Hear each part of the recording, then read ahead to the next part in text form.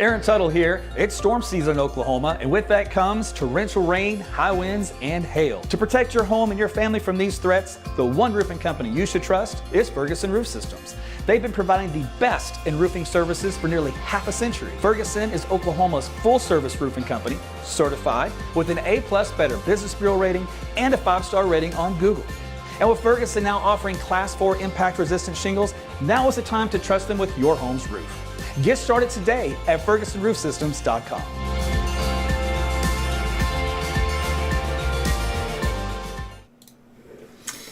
Hey there, you ready? You ready to talk about this? I know, let's do it, right? All right, so we're here for a weather update, obviously. Talk about the potential for some severe weather around our neck of the woods. So thanks for joining me. I'm meteorologist Aaron Tuttle. We are going to dive into it, so welcome out there on Facebook World, also on Rumble as usual, and YouTube. And welcome back to my friends at Twitter, a.k.a. now known as X. So I got reinstated. So what I did is I filed a complaint with the Oklahoma Attorney General's office because Twitter were being turds. So they stepped in and boom, 3 days later, boom, it was resolved. So thanks, Attorney General's office. You guys are good for something. Nah, you did really good. I appreciate that form to address my grievances.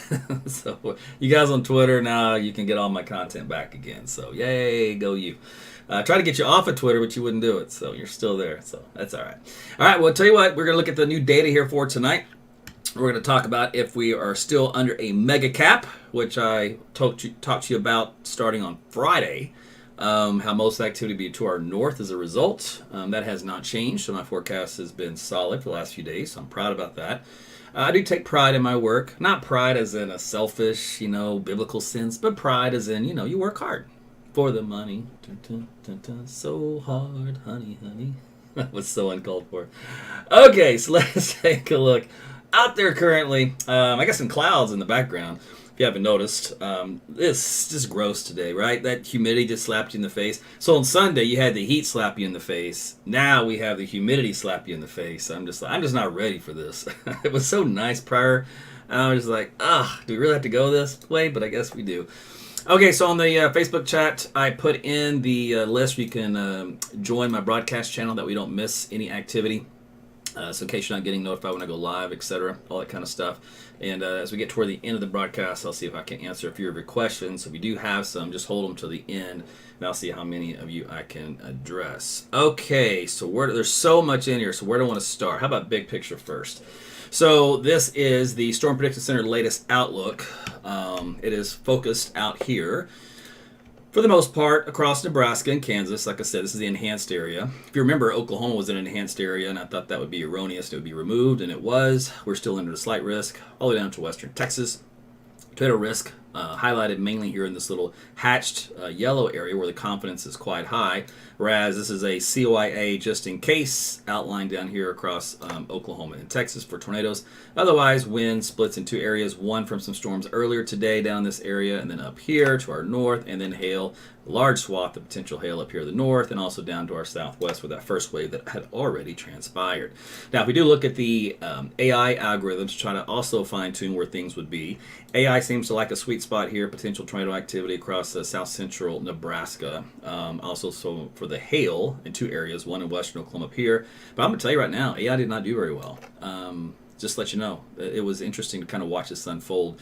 Another version of that, another program, it's called NATOcast. You can check them out on Twitter. They have this little sweet spot right here just east of Dodge City, and I actually like this sweet spot. I like this whole yellow area for tornadoes for tonight. So if you are in Kansas, you will have to deal with some overnight tornadoes, I believe, in this little area. You guys in Nebraska, probably up here. I didn't take a look at your forecast. You're too far removed. I got too much other things to look at. But obviously in your little shading, take heed overnight. Close-up view of that indicates the severe weather threat here across Oklahoma in yellow for the slight risk of severe storms. It says up to baseball-sized hail and 60 to 80 mile per hour winds and tornado potential low. Now these are all caveats. These are all conditional, meaning none of those may even materialize.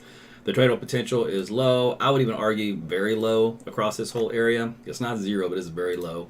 Tulsa, same idea. You have a little bit of a slight risk out here from your area back toward Oklahoma City. Their size of hail is a little bit smaller, golf balls, and what they call limited for a tornado threat. In other words, it's not zero, but it's very limited. And there's something else we need to start talking about, and that's getting into the data. So I'm going to flip through a few things. So we looked at the forecast sounding. Let's see, did I have it on here? Did I already close it? Oh, did I close it? No, it's over here. Okay, so this is for Norman. All right, you see this triangle approach here in the pattern? The red is the temperature profile in the atmosphere. The green is the dew point. You go up with height. So up here at the surface, 70 degrees, where we live and breathe. The problem is this big old red line that jots out here to the far east, this is a monster cap. This is a cap that can never be broken. This, in other words, you can never get any significant severe weather across the state with this thing in place. And that's what the models had alluded to starting Friday on into Saturday. So this should have been seen by everybody. So if you're a person you follow did not mention the cap Friday or Saturday, well, poo-poo on them. I'm just telling you that's the way it's always been. And if we look at this again, this is just for a few hours ago, so it has not weakened at all. And if you do look at a special sounding that was launched up in Buffalo, which is northwest Oklahoma, where the cap should be a little bit weaker because it's closer to the upper level storm system, it is still a mega cap up here too, which means no storms are going in northwest Oklahoma that are going to be surface based at all. Which means the only thing you can get in that case is what we call a let's just say a non-rooted storm. In other words, not rooted in the boundary layer, which is down here, which means they're elevated, which means the only thing they can really produce for you is some hail. Now, nobody wants hail, of course, but hey, that's better than a tornado, right? So that's the deal right now. And if you do look up here into the Kansas area, this little red box is a tornado watch. So it does cover in south central Nebraska through all of west central Kansas and to northwestern Oklahoma from just about Woodward north and west. As a tail end of this, with, of course, more likely activity over the body of Kansas themselves.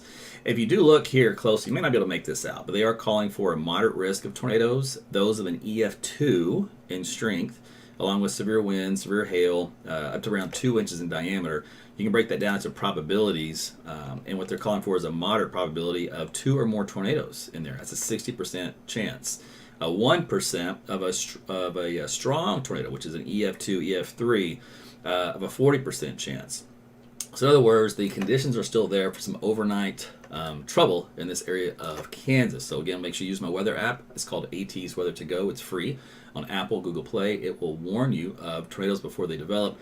Give you a little extra time to seek shelter, but you also want to make sure you use your NOAA weather radio because that thing is loud, and in case you're in a deep sleep, my app doesn't wake you up, that horrible noise certainly will if you have a program for you.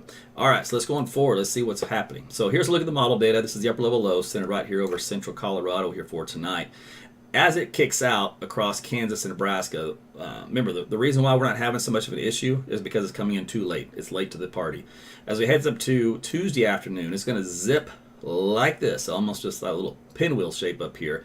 Well, that leaves this area still capped and with very little lift in the atmosphere. So odds are you get storms that fire up along this point, right about here. It's about the tip of Arkansas, and that's about it because it went too far north. So that's where your threat really is for Tuesday. Then that thing is out here after that, zips on by. We get into a westerly zonal flow from west to east. No big storm systems coming. We do have a weak front that'll come in here, though, for Thursday, which will trigger probably some weak thunderstorms, maybe a borderline severe. All right, so let's take a look at the NAM model here for the midnight hour. The jet streak, just so you know, when you have a 300 millibar jet, teach a little meteorology, you split the jet in half, all right?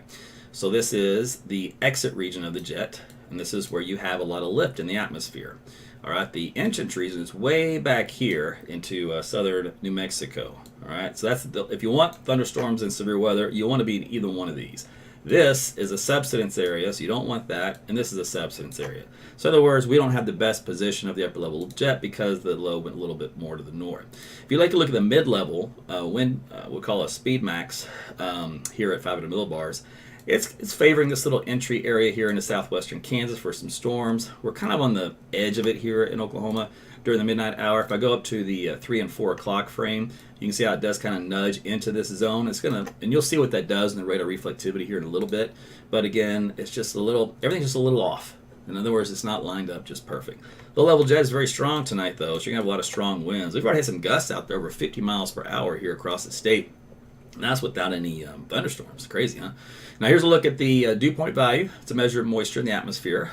We have the greens and dew points here into the 60s. I stopped this here. Let's see it. That was at 9 Zulu. Let's take you back to, let's just go back to current time. So current time, the dry line is right out here, pretty much just east of Amarillo. So what will happen is the Pacific front will basically catch up to the dry line and then shove it east. So it'll be a front shoving eastward tonight. And that will be the air mass that should try to trigger a few thunderstorms and try to help to break the cap a little bit. So let's see what happens. We're going to go to the midnight hour.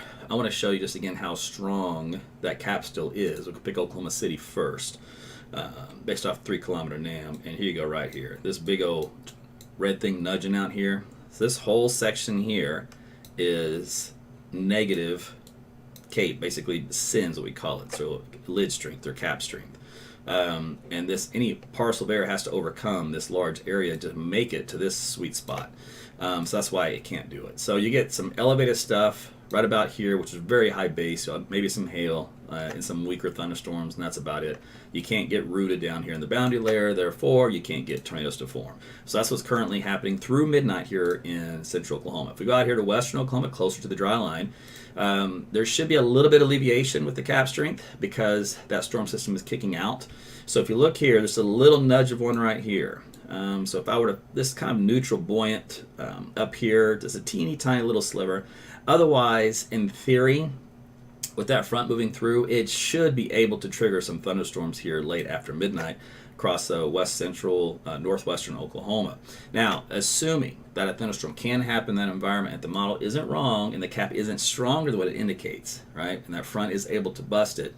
And that's the $1 million question tonight, just so you know. That has not changed, and there's not a single model that shows that it will. But if we didn't have models to forecast the reflectivity part of the equation, we would have still predicted at least isolated severe storms to develop because of it.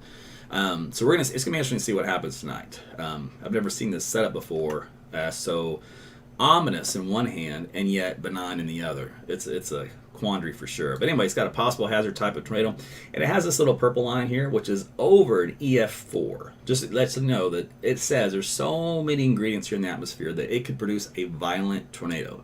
Also hail the size of 3 inches, a ship model which is 3.1. Again, that indicates well over 2-inch size diameter hail, so it would be some large hail, assuming, again, this can be rooted in the boundary layer.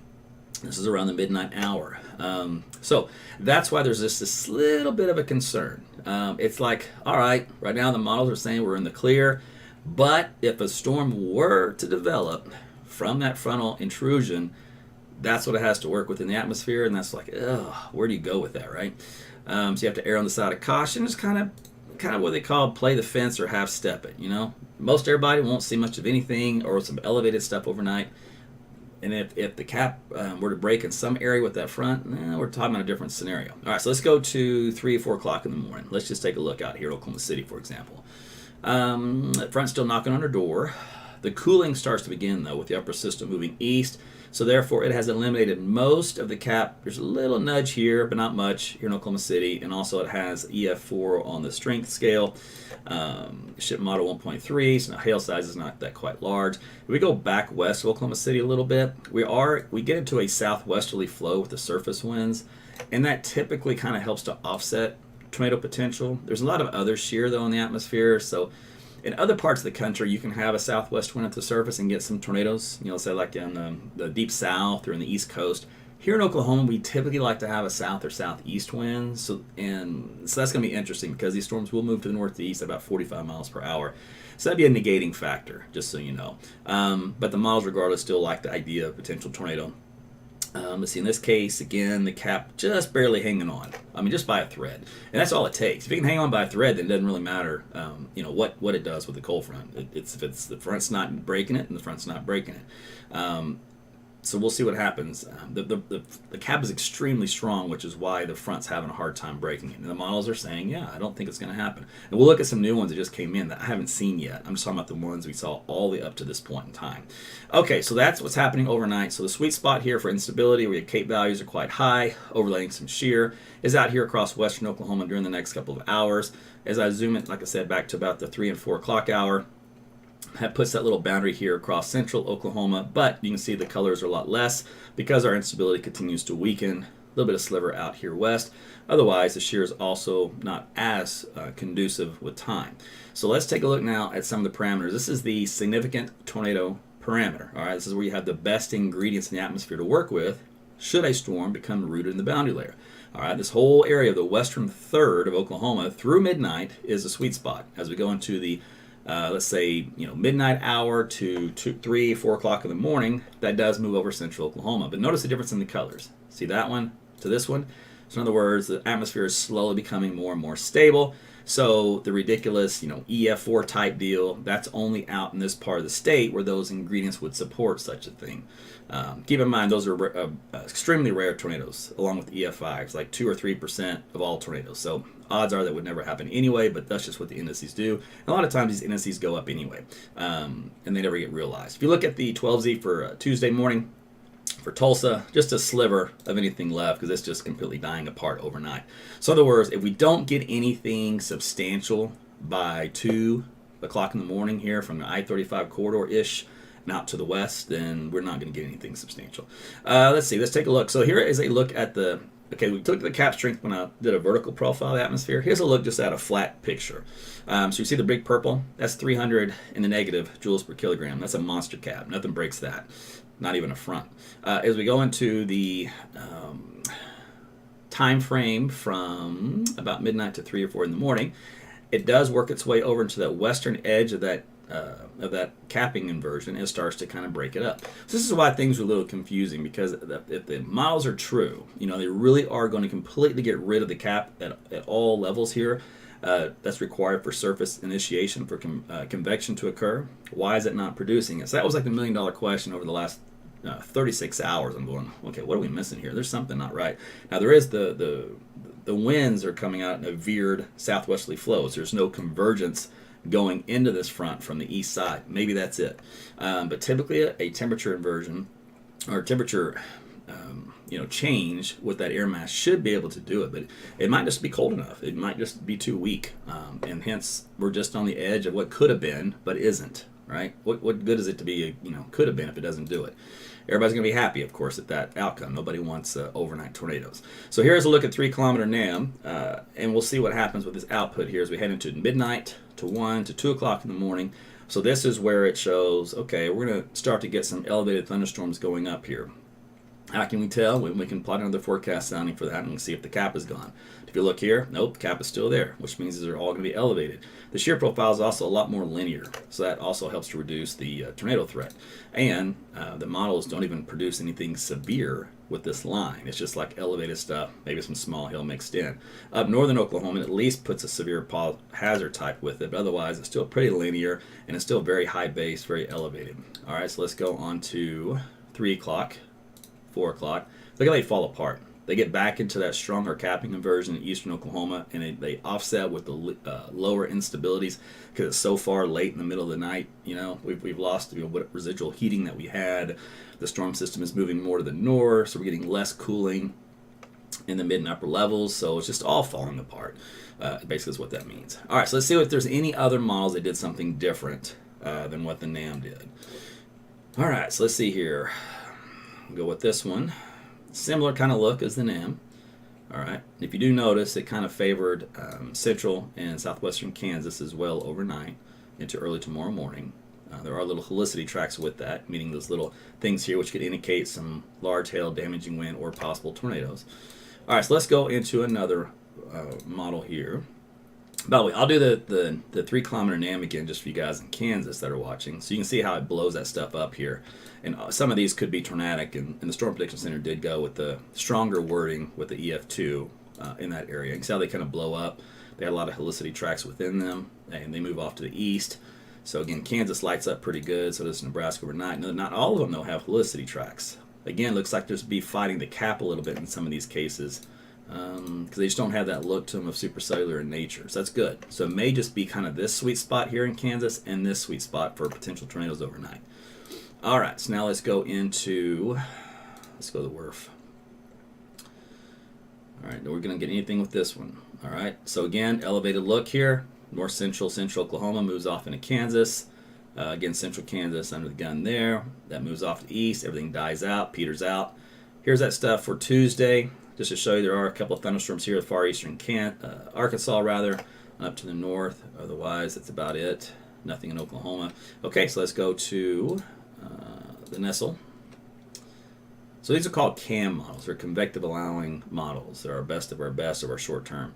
Let's see, it's got a little cluster here around the midnight hour, central and northwestern Oklahoma.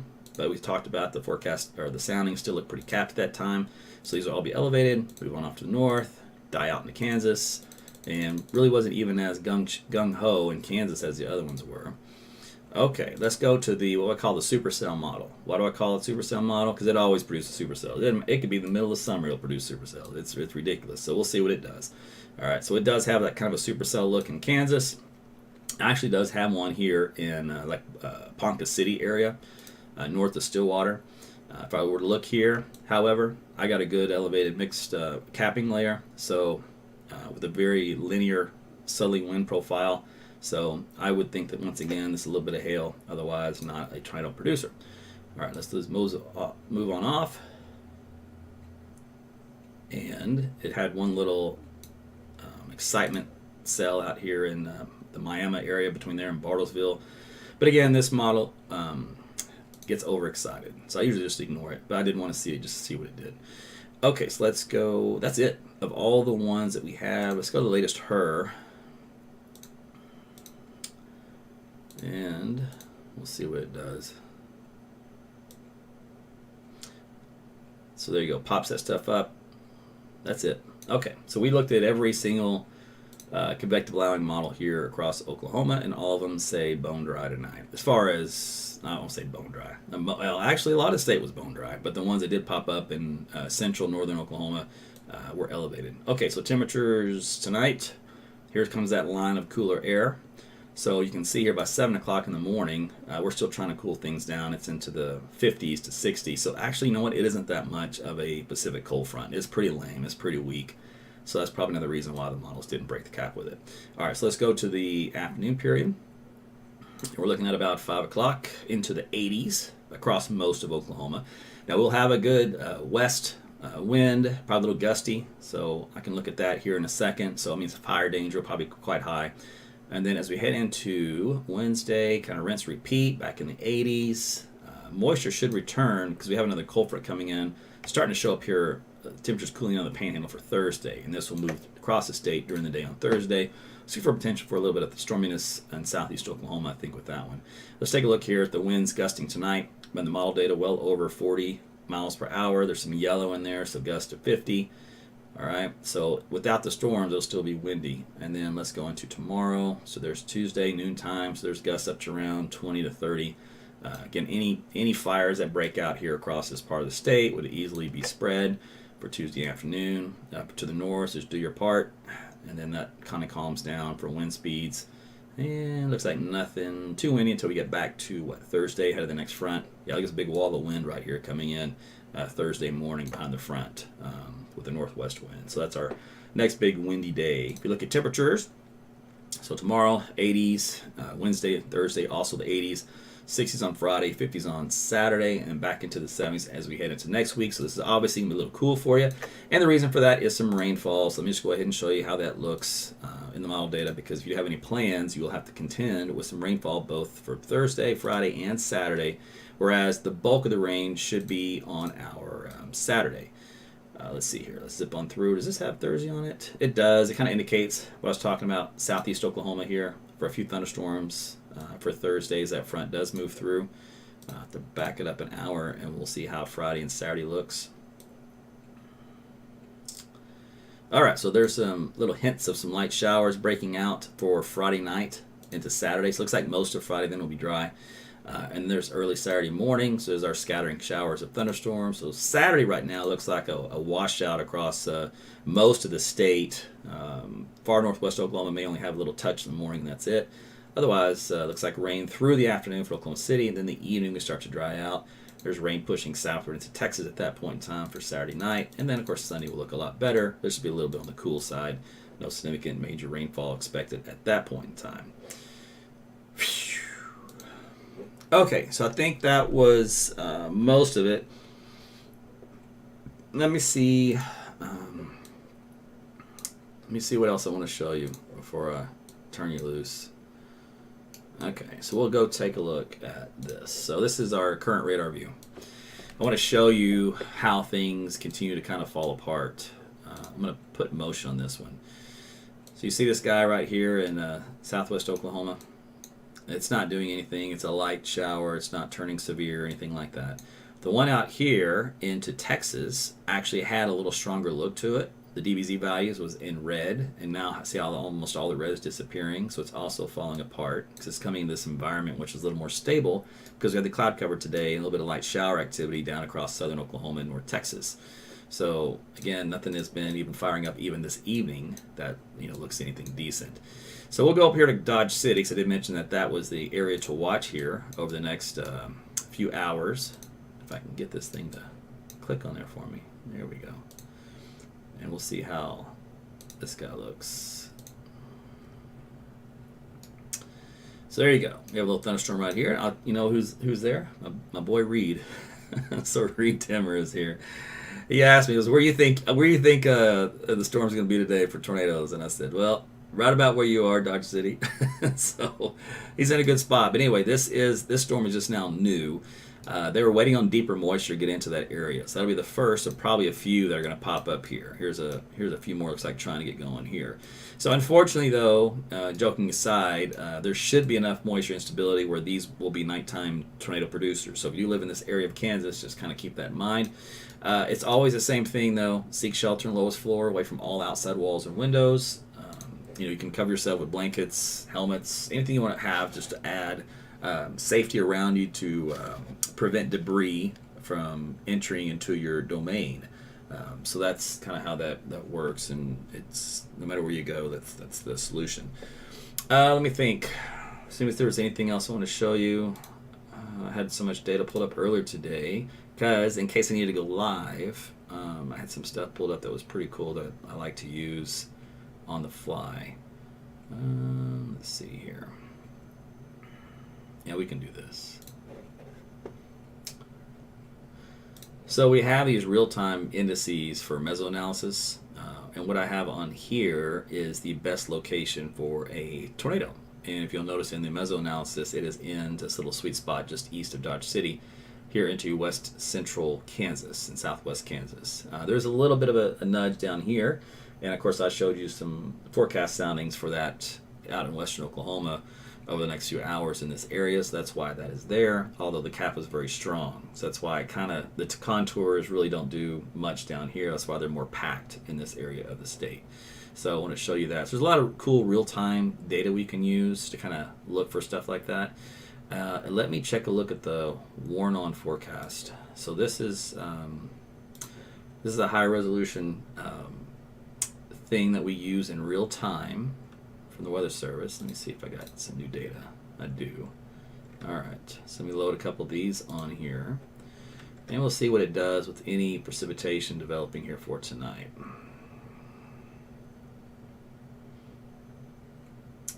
Alright, so by almost midnight, 12:30, it's got a little storm here that crawls up from southwest Oklahoma on one of its members, and I'm going to flip through. There's some stuff there in northwest Oklahoma. Okay, nothing. There's northwest. Back to central, and northwest. Central. All right, so the worn-on forecast model, which is basically based off the HER with a little GEFS component to it, does indicate we'll probably bubble up some thunderstorms here in central Oklahoma around the midnight hour. Now remember, we are capped at that time, so these should all be elevated. They should be just maybe a little bit of hail with them, otherwise brief heavy rainfall, pocket of wind, but otherwise it's already windy, so it's not really doing much difference. Let me think, anything else? We can check for the hailcast to see if any of those would have a hailstone greater than 2 inches, and they do not. Let's go back to 1 inch. Anything greater than 1 inch? Yeah, there's right here. See, there's you can barely make it out. These little tracks here, and here. and up here and here. So about 1 inch size hail is all that short-term models are saying the atmosphere will produce due to the situation I described above. Let's see. Wind over 50 knots. So there's some paintball action there. Well, actually, we don't even have any storms right here where it's showing it. That's funny. But those later ones, there's a couple of tracks here. Okay, well, like I said, big deal. Already have that. What else? We can do. That's not going to show me anything. So I did the updraft helicity, which is the low-level rotation, which would indicate a potential tornado. And it's very weak signature, but it is up here for those storms in southwestern Kansas, barely tipping into Oklahoma. And let me think. Hourly. We can try that. Yeah, I didn't show much. And we'll try this one. Nope. Okay. Excellent. That's what I like to see. Okay. So that's it. I just told you everything there is to know. If I sound like a broken record, because I've told you the same thing now for 3 days, which is good.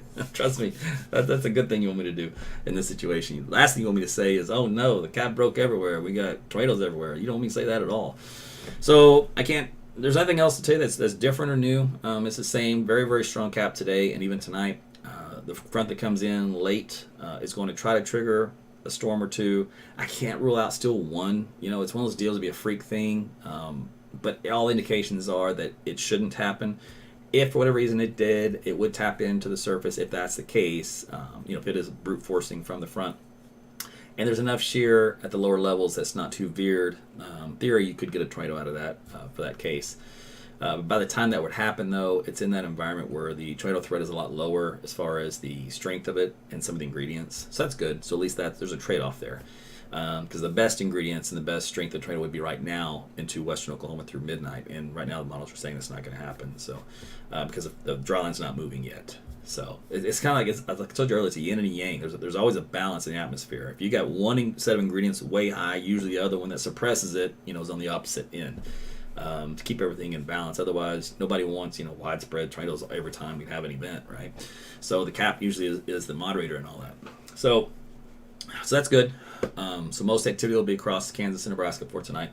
So you guys up there, you know what to do as far as staying safe. And then expect some probably rumbles of thunder here in Oklahoma City around, 12:30. From that point to about 3 o'clock in the morning. Here northward in northern Oklahoma. Might hear a little bit of small hail come out of that right now. That's the most the data suggests will occur. And that stretches to Tulsa, a few hours after that. Otherwise, weak stuff for northeast Oklahoma. And that's it. All right, so let me look at a couple of your comments, because otherwise I think I've told you everything there is to know. I try to tell you everything. That way I can answer everybody's questions before you ask me.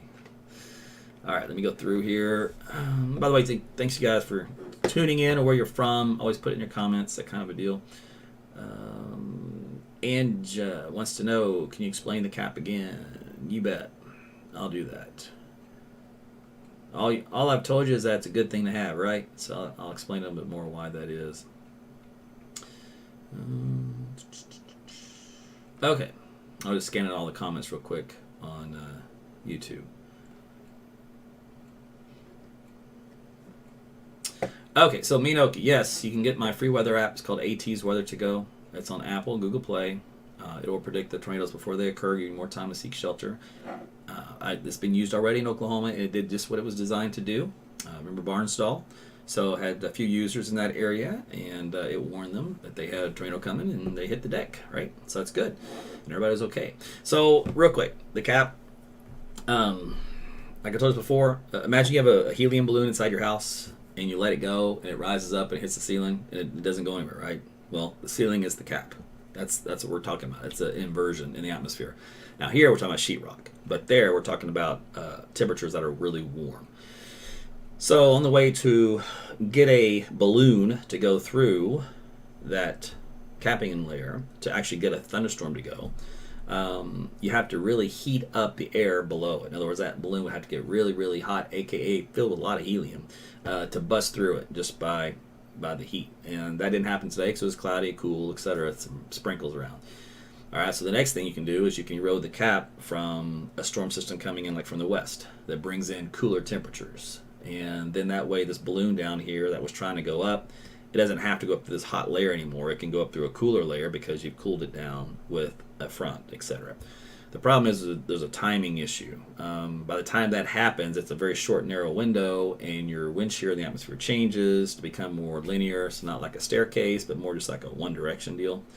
And so you swap the ability to go through with the lack of shear that was more conducive for tornadoes, for example, to now being less conducive. Like I said, it's always a trade-off. But anyway, so that's how you get the cap to break, and that's how you get storms to form. And so if that cap never breaks, you don't get any storms. Or if it's a really unstable above that layer, you can get elevated thunderstorms, which is what the atmosphere was, or the models were hinting at tonight on model data. In elevated storms, it's like, think of it this way. Stay in your home and you're reaching up, you can't hit the ceiling, right? Well, so that means the storm is above that layer. Well, the tornado likes to be where that ceiling is and where you are. Well, you can't get a tornado to form and be in that area, that column of the atmosphere, because it's above where it needs to be. So that's why it kind of limits the potential for a tornado. Anyway, so there you go. One of these days I'm going to have I thought at one point I had an explainer, like a visual aid. I went and looked on it on my computer, and I couldn't find it tonight, and I ran out of time. So eventually I'll either find it or I'll make one or something, because we end up talking about that a lot during this time of the year.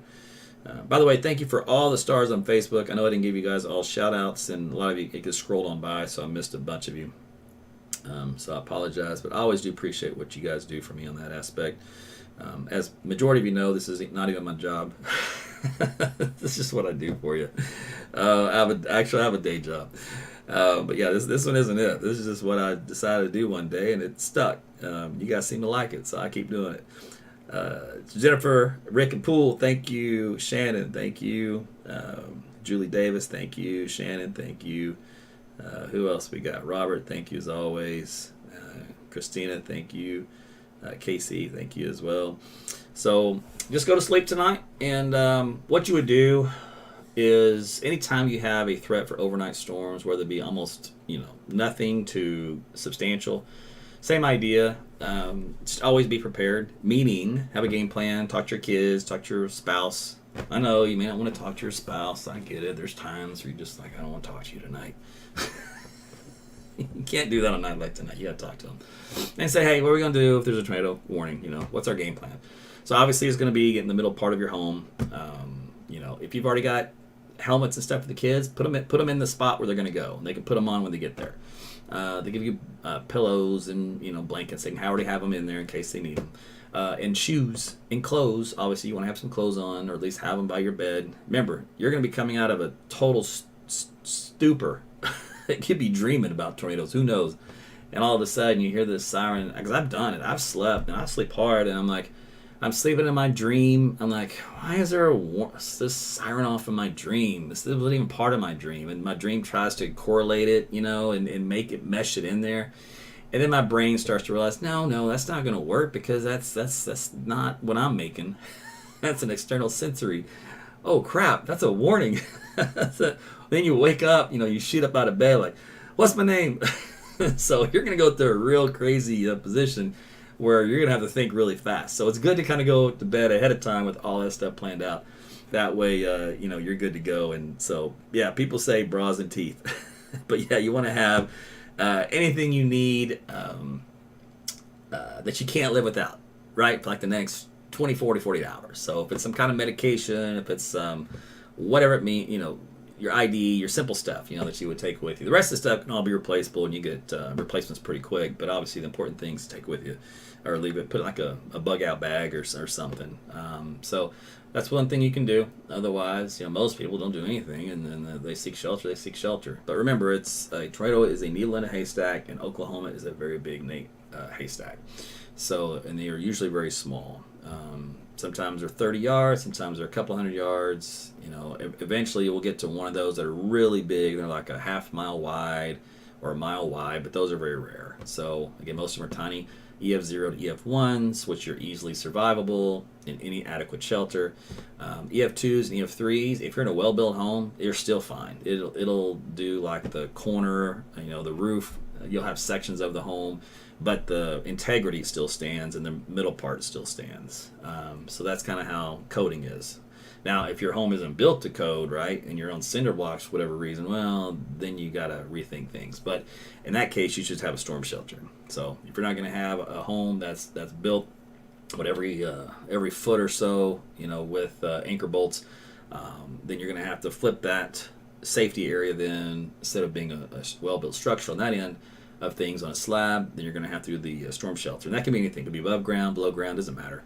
The difference is above ground, it's just a lot louder. So make sure you have, earmuffs or something kind of dead in the noise.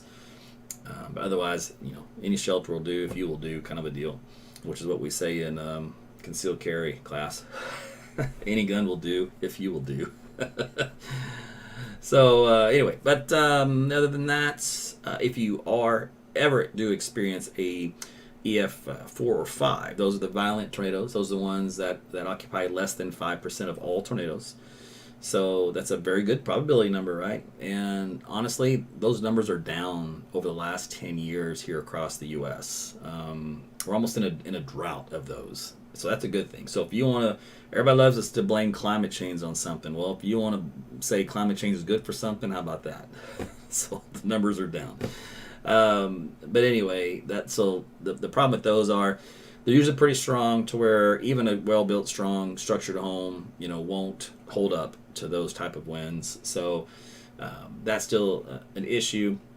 And we've had those here in Oklahoma, and people have lost their lives in those. And there's also people that made it through those. And I don't know how or why. Don't ask me. I'm not the ultimate, person for that. I can just tell you that just like anything in life, when it's your time to go, it's your time to go, and life isn't fair, right? So that's the sad part of it when you lose your friends and family. That's never good. But like I said, those, thank goodness, are rare, so we don't have to deal with those too much. But that's what I got for you on the tornado side for those who are new to Oklahoma and don't understand. But that right there, that's what I wanted to do. The graphic I wanted to show you about that, and as I was talking about, I should have just showed it to you, but it didn't hit me until just now. Just to give you a visual, real quick. So an EF0 tornado is 65 to 85 mile per hour winds. It's the most common one. So it's minor damage, a few shingles, a couple of tree tops. That's it. Even a mobile home, believe it or not, will be fine in an EF0. I personally wouldn't ride it out in a mobile home, but it will. But the problem is you won't know if it's an EF0. That's the issues. You won't know what it is coming at you. Unless you're watching me live and we query the wind speeds detected by radar at the time. Then you would know, but otherwise you wouldn't know. EF1 is 86 to 110. That will tip over a mobile home. Some moderate damage, some roof damage a little bit, broken windows, doors, that kind of deal. EF2 is up to 135 mile per hour winds. That's considerable damage. So some roofs turn off, well-constructed homes, homes shifted off their foundation, mobile homes completely destroyed. Large trees snapped, cars can be tossed. Here's an example of a well-built home. You can see the integrity of the home is still there. Just a little bit of roof being peeled off, but otherwise you're fine in the middle of the home. All right, let's go to EF3. It's up to 165 miles per hour. Severe damage, entire stories of well-constructed homes destroyed, significant damage done to large buildings, homes with weak foundations can be blown away, trees begin to lose their bark. So this little, almost looks like a little bit of a strip mall type. It's just a business, honestly. It's just a weird design for a business, though. Very like a rectangle. And even then, the integrity's still there, even though they lost several sections of it. This is the home over here. Good outer wall still here. Still actually pretty good outer wall integrity on this one too. So even though the roof is completely gone, the rest of the home is still standing fine. EF4 up to 200 miles per hour. So that's where you have extreme damage, well-constructed homes are leveled, cars are thrown significant distances, top-story exterior walls of masonry buildings would likely collapse. So here's an example. Let me move this over to the left a little bit so you can see it better. There we go. This particular, like a shopping area here, like an old downtown, where they're all concrete masonry, and you can see how that kind of collapsed the middle part of the structure on the right and left, but obviously the right and left are still there. So there still is some residual integrity. It's just a lot of it is kind of taken away. And then finally, the EF5, that is the massive / incredible damage. Well-constructed homes are swept away. Steel-reinforced concrete structures are critically damaged. High-rise buildings sustain severe structural damage. Trees are usually completely debarked, stripped of branches, and snapped. And this right here is an example of a road with the asphalt removed. This is an example of a home slab with the home removed. Now, in this case, I've seen lots of pictures where what was standing right here in this corner was a storm shelter, and it was sitting there just fine. The rest of the home was completely gone, but the storm shelter was still there. Again, that's an elevated above ground. There has never been an elevated above ground storm shelter fail that has been documented. So trust me, if it ever did happen, it would be all over the news and everything else. So they built those things very well, as long as you're buying a reputable one, which I think most people do. It's not something you want to cheap out on, right? Anyway, so I thought that put that up there. Hopefully that was helpful for you. But thank you for the stars, by the way, Beth. Appreciate you. And thank you, Mrs. Tuttle. Mrs. Tuttle has to sacrifice Mr. Tuttle a lot during the weather. So everybody please thank Mrs. Tuttle. Because if Mrs. Tuttle's not happy, then we're in trouble. So, but anyway, thank you, Robert, also on YouTube, for the gift there. Appreciate it. Okay, that's it for me, my friends. I will, I'll probably go to sleep. I'll load everything up in case, something happens last minute that wasn't planned or predicted or whatever. And, if I can be awake for it, fine. If not, like I said, use my weather app, AT's Weather to Go, NOAA Weather Radio. I'm sure the guys on TV will be there. If they freak you out, just turn the volume off and mute them and just look at the radar image, or whatever that it takes. If you're in the path. If you're not in the path, go back to sleep. Don't get yourself all worked up if it's 5 counties away from you. If it's in your county, you still might be all right. You could be on the south side of the county and the storm's on the north side of the county. If that's the case, roll over back to bed. That's what I do. I don't worry about it. Only if you're in the immediate path is when you really should be concerned. I think that's it. Okay, so thanks again, guys, for your support, liking and sharing the video. Tell your friends and family about AT's weather. Again, if they want an alternate place without all the hype and drama and the nonsense and the 5 days of gloom and doom, come here, because I tell you all the science and I tell you what's actually there and not there and what's stretched and what isn't stretched. So I told you I'm the Wizard of Oz curtain. I'm the man behind the curtain. So they don't like me for that, but that's okay. I don't care what people say. That's do me. You guys have a great night. Be safe, and we'll talk again with you soon. Take care.